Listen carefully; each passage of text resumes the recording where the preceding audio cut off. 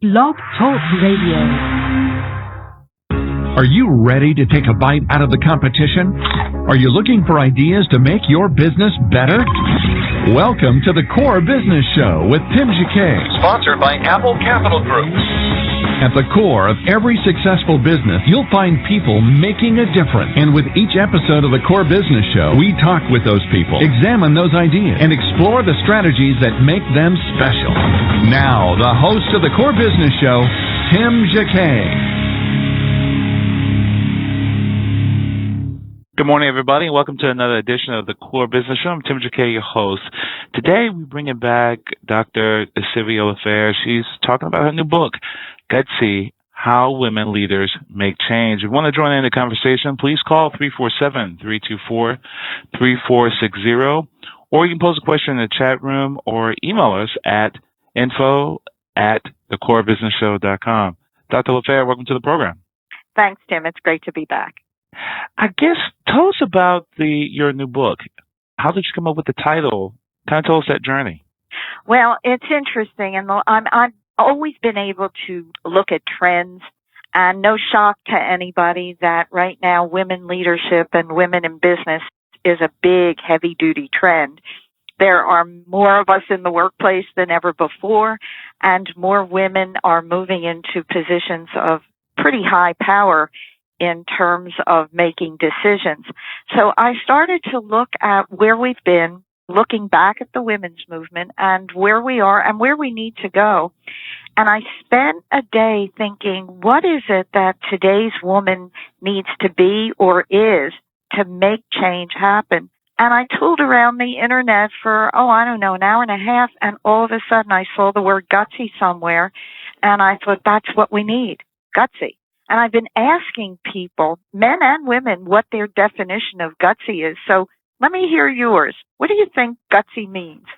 Gutsy, let's see. I would think of gutsy is not necessarily aggressive, but not a risk taker. But in one sense, I guess a person that will take the bull by the horns and direct it. Beautiful. That's a perfect definition. And it really is about stand up and be counted. Speak out. In this day and age, that's what we need. And so I started to do all the research to really look at what kept us back for so long and what is happening that makes the change able to be part of today's society. And I think that the younger people growing up, the younger girls, are learning very different things than I learned many decades ago about being proper and being quiet and fitting in. Today's girls are much more gutsy. So that's where the whole essence of the book came, and the cover is so much fun. It's kind of a very bright egg breaking open with the word gutsy and many colors coming out of it. And the idea is we have broken out of the past, and it's our time to be heard.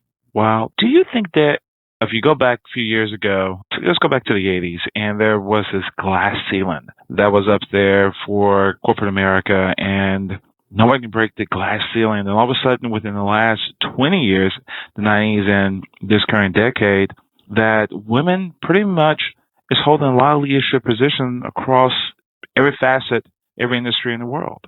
Well, I think one of the things that began to happen is it takes a long time to create a firm foundation. So you have to go back to the 60s and the time when, you ever think about anybody who signed something Ms., MS, not Miss, MISS, or Mrs.? There was no such word till the 60s came, and we began to say, wait a minute, we don't have to be known as either married or not married. We can be known as who we are. It took a long time for that foundation to get built. And there were people like Gloria Steinem and Bella Abzug. And one of the quotes I have in the book from Bella is, we have come down from our pedestals and up from the laundry room. So there we are. We were either put in this place of we're kind of special and delicate, or we were the drudgery workers. And many women bought into that. And there were very definite roles that we had. And as I work in both Don't Bring It to Work, the book we talked about last time, and Gutsy, about the behavior patterns we learned from our original organization, the family.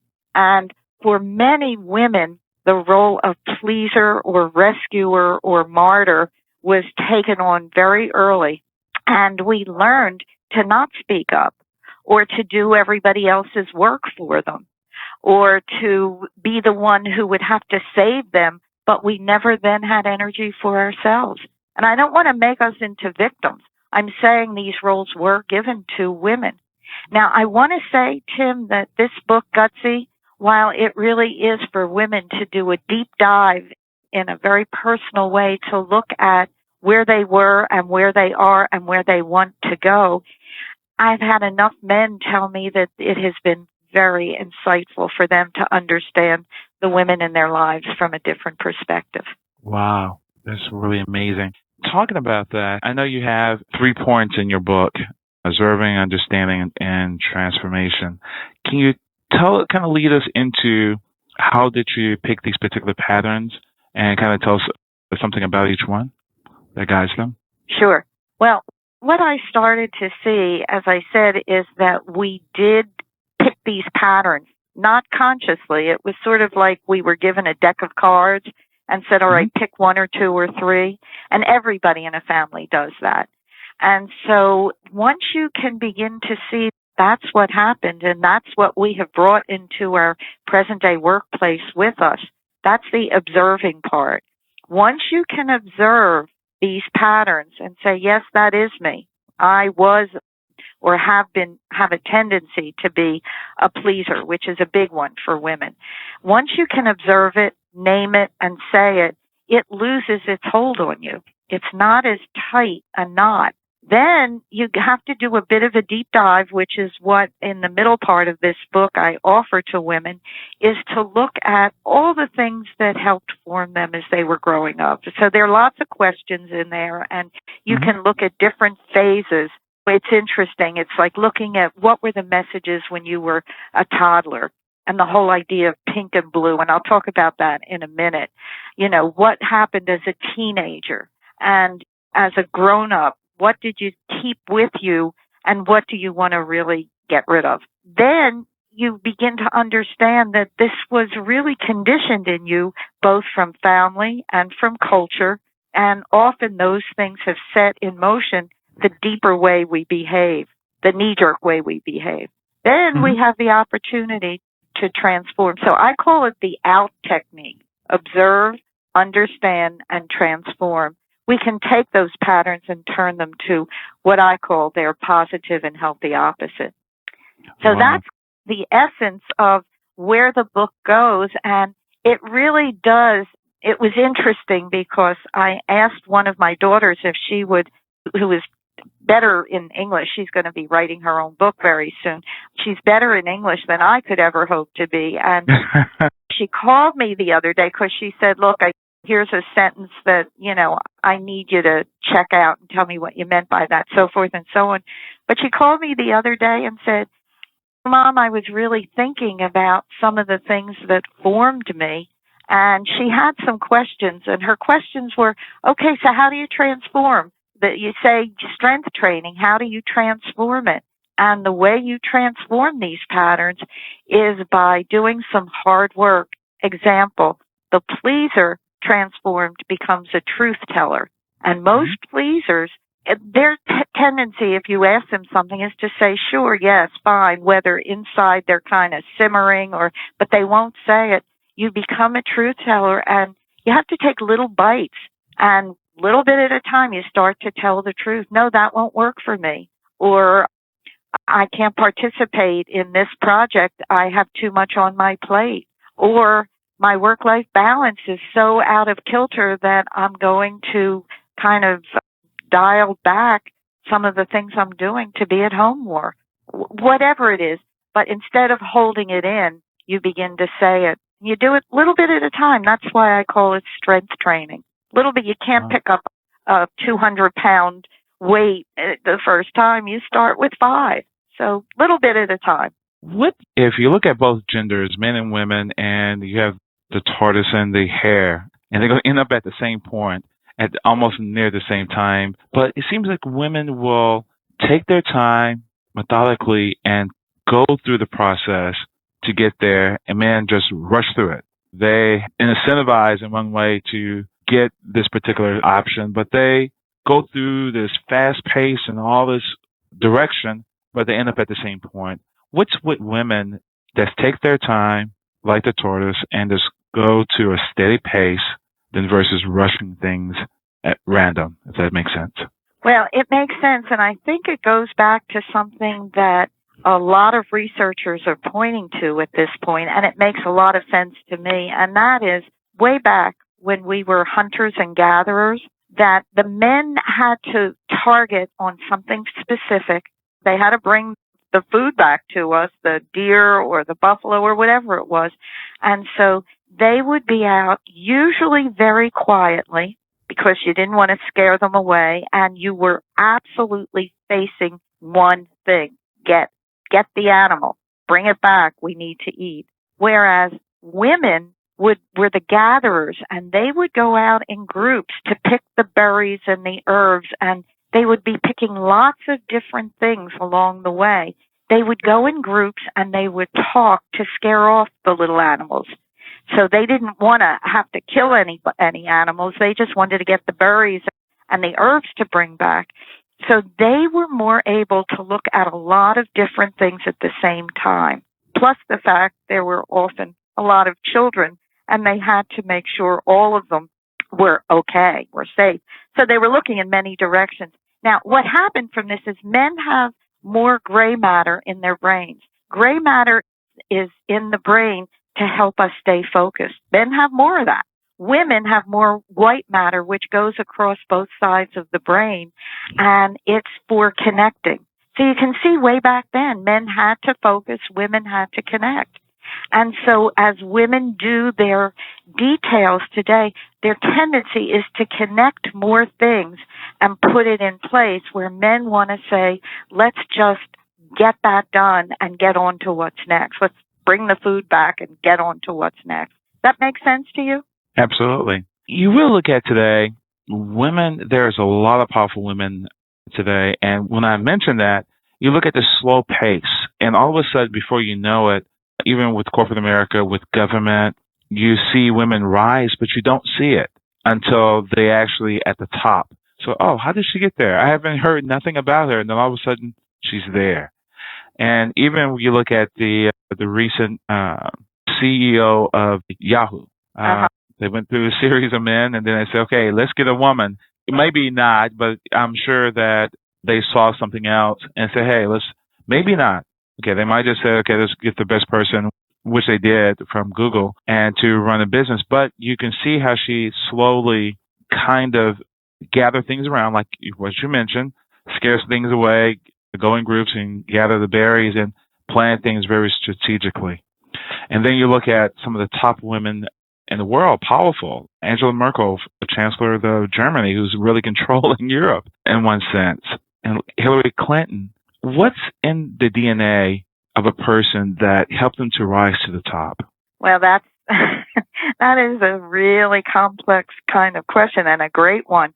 I think, again, it's what we were fed, literally, emotionally, when we were kids, and how we were able to see the world. Often crises come in to help make people say, I'm going to do it differently. That question is such a big one.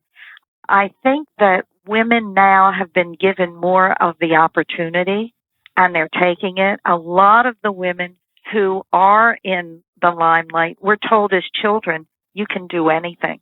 You can make it happen. And so that belief was given, whereas there are many women who are talented and skilled who were told, stay in your place, be quiet, behave, who have a bigger fight. I call it untying the knots, the NOTS, the am not, cannot, should, not good enough, not like me, all those knots that we were given. And if you were given a lot of those as a child, that you have more to untie. Now, each story of each individual is very different.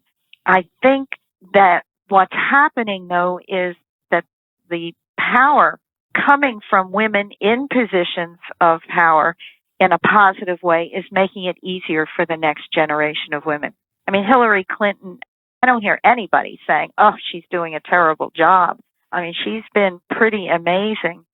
Interesting, I just heard Bill Clinton on CNN the other night, and he was talking about Rwanda and the guilt he felt about Rwanda, so he's gone back there many times to help with the society.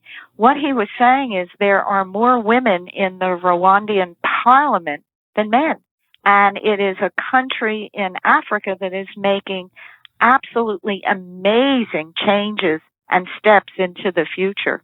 So I found that interesting just the other night when I heard that. Wow. I know you deal with a lot of CEOs throughout the country, a lot of workshops. You speak at a lot of events. What have you noticed with all these women leaders? Can you teach them to be gutsy, or is it something to be taught, or is it something that is just in them? Well, I think there's a combination of it's there, that seed is in them, it just has to be watered. But I also think that the culture and the way we are in our culture or any culture, is very important. And women right now, the acceptance of what women have to say is so much better than it was. In I guess it was the 40s, there used to be all these jokes on the radio or as television came in about women drivers. They shouldn't be driving cars. They don't have the skill to do that. Could you imagine thinking about women not driving? And yet I just you can't think imagine. you think about places in the Middle East where in the culture it's not permitted. So there is a very big cultural part of this, and the United States has been, the Western world and the United States in particular, has been a leader in really, from the suffragettes up till now, to say, speak out, it's your time. The women leaders who are really at the top of organizations, for the most part, have learned, they got their gutsiness trained in them earlier on. And I'm working a lot with the VP level and people who are high potentials for senior leadership in the ability, and this is, Tim, to me, is the most important part, in the ability to find the community, the commonality, to create partnership with you men, because we need you and you need us. And the old women's movement, there was a time where there was a lot of anger. I don't know if you remember or read about the old days of bra burning, and there was kind of, the men were seen as the enemy, and now we're at a place of partnership, and that's the biggest work of the 21st century. How do we as women have that caring energy about us? We birth the kids, and we are the major caretakers for the most part, or have been. And so we're the carers. Men have been out making things happen, and they've been the darers. So what I've put together, it's a time to blend caring and daring, so that we women become more daring, i.e. gutsy, and men become more caring. And then we have really amazingly whole people who can really help each other go through everything that needs to happen in life. Wow. What would you like to leave us with this new book? What I'd like to leave with this new book is for both women and men to be able to look at some of the important aspects of a woman's journey. It's different than a men's journey. The initiations are somewhat different. The key here is to begin to understand each other at a deeper level, and men to applaud gutsy women, and women to use their gutsiness, if you will, to create partnership with men. That's the key. Wow. One last question real quick before we mention where you can get your book. Maybe it's out of the field, but do you think in the future, you look at Hillary Clinton and her career, do you think one day she'll become president? Well, I think she's going to need a little time to recoup from all the traveling she's been doing. I mean, I travel a lot, but it looks like I get on an airplane in a decade compared to her. I think I would think there would be a lot of support for Hillary if she chooses to go in that direction. Wow. So to be seen. seen. Yeah, wouldn't be surprised if after she takes a few vacations, and I know they say she will not continue in this role in the next 4 years, but you just don't know till then. But I think she'd be wonderful. Yeah, I agree. Well, thank you so much. And tell us where we can find your book again. Well, it's on Amazon, and you look for Gutsy, How Women Leaders Make Change. Or we have signed copies here, so you can go to Sylvia Lafair, and that's Sylvia with a Y, Sylvia, Lafair, L-A-F as in Frank, A-I-R, SylviaLafair.com, and connect with us.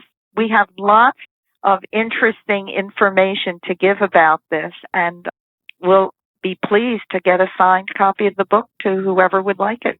Wow. Well, thank you again, Dr. Lafair, coming on the program and talking about your new book. Oh, thanks for the invite, Tim, and you're doing a great job. Keep going. Thank you. Take care. You too. Okay. Bye-bye. Bye-bye. Again, it's been another production of the Core Business Show. I'm Tim Jacquet, your host. You can download this episode on iTunes and Blog Talk Radio. Everybody, have a great day. Thank you for listening to the Core Business Show with Tim Jacquet. For a free quote on equipment leasing and financing, visit our website, applecapitalgroup.com. That's applecapitalgroup.com. And fill out the information to receive your free quote. We hope you'll join us for our next episode. And remember, you can always get to the core via iTunes. You'll find all our previous episodes there. Thanks again for listening to the Core Business Show with Tim Jacquet.